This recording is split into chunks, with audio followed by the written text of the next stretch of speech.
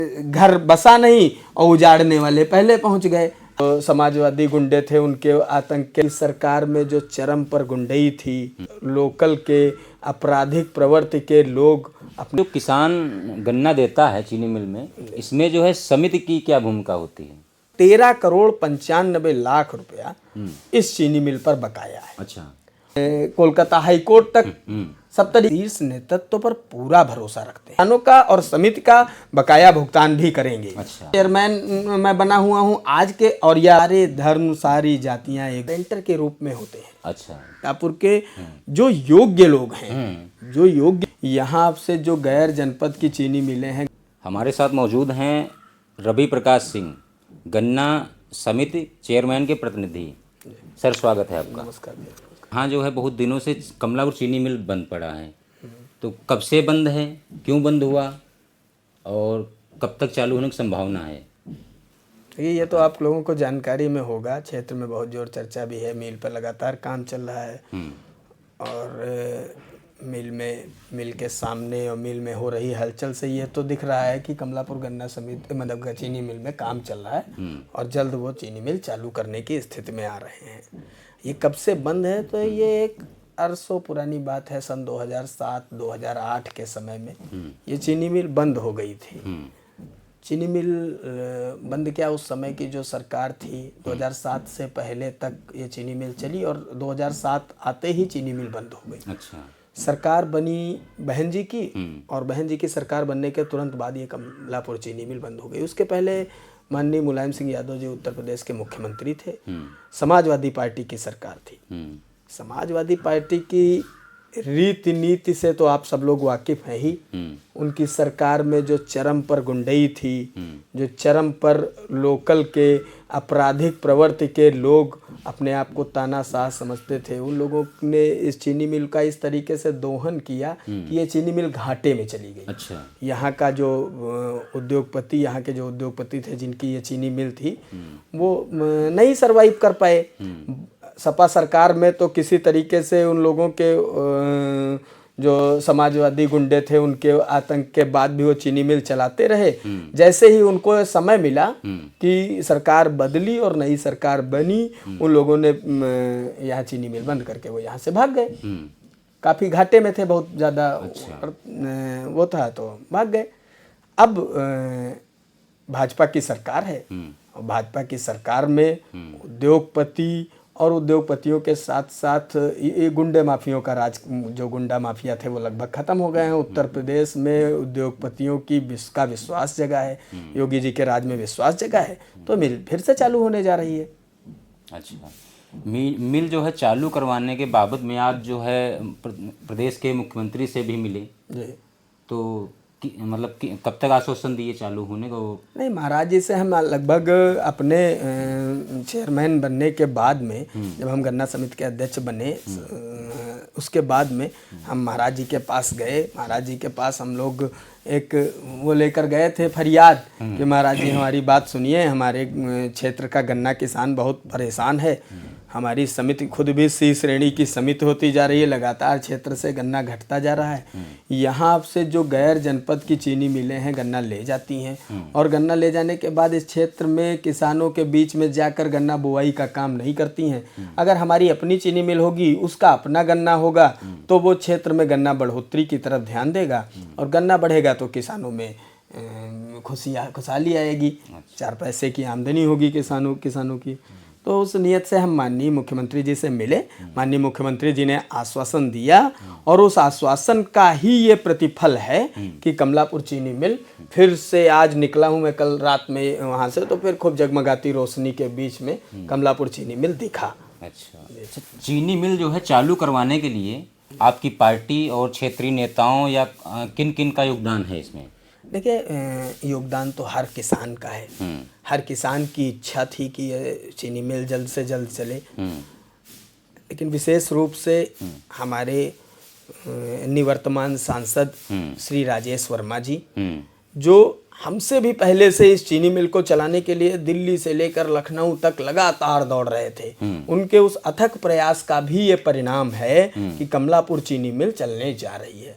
मैं और हमारे माननीय विधायक निर्मल वर्मा जी, हमारे माननीय विधायक मनीष रावत जी, हमारे जिलाध्यक्ष, सभी का सहयोग है। भारतीय जनता पार्टी का, पूरी भारतीय जनता पार्टी के एक एक कार्यकर्ता का सहयोग है कि कमलापुर चीनी मिल चलने जा रही है। हमारी पार्टी चाहती है कि रोजगार बढ़े और इस तरीके के उद्योग बढ़ें उत्तर प्रदेश में और कमलापुर क्षेत्र में भी। तो मैं सभी का सहयोग और सभी को धन्यवाद करता हूँ कि उन सब ने सहयोग किया, जिस सहयोग से ये चीनी मिल चलने की स्थिति में आई है। अच्छा, चीनी मिल जो बंद हुआ था उसके बाद किसानों को जो बकाया है और समिति का, ये कब तक मिलेगा किसानों को? देखिए, पैसा भुगतान कब तक होगा इसका? देखिए, गन्ना समिति कमलापुर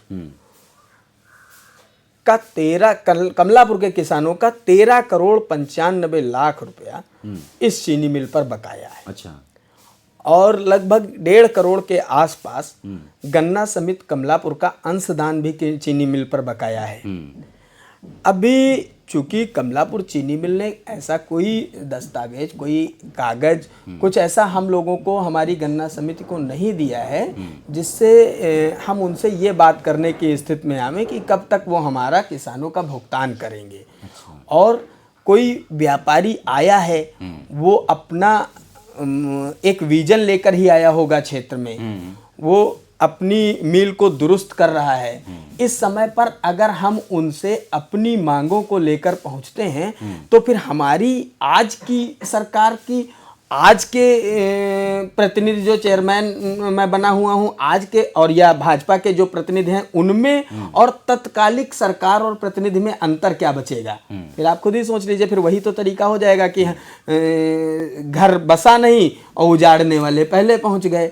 अभी उनको बस जाने दीजिए, उनसे उस बारे में भी बात किया जाएगा कि किसानों का पैसा कैसे देंगे। जब अच्छा कोई चीज़ बंद पड़ी थी, बंद पड़ने इतने दिनों से बंद पड़ी थी, इतने दिनों से किसी किसान का पैसा मिल तो नहीं गया, बंद रहा। हम लोग मांगते रहे, गए कोलकाता हाई कोर्ट तक सब तरीके से, तो क्या किसानों को कोई हल निकला? नहीं निकला ना।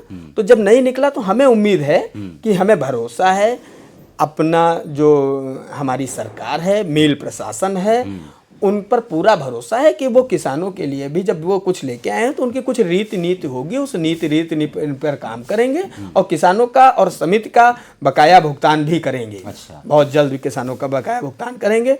और क्षेत्र में एक धीरे धीरे मांग ये हमने लगातार इधर उधर भी लगातार हम सुन रहे हैं कि लोगों में एक उत्सुकता है कि क्षेत्रीय लोगों को नौकरी नहीं मिल रही। इस तरीके की भी आने वाले थे कि अगर चीनी मिल चालू होता है, ये प्राथमिक प्रश्न रहता है लोगों का। हाँ, तो इसलिए मैंने कहा स्थानीय लोगों का क्या उससे फायदा होगा? देखिए, रोजगार, देखिए हमारे जब कोई भी उद्योग आता है आपके क्षेत्र में, तो कोई भी उद्योग आवे तो उससे हमारे स्थानीय लोगों का विशेष फायदा ये होता है कि दुकानों पर चहल पहल बढ़ जाती है।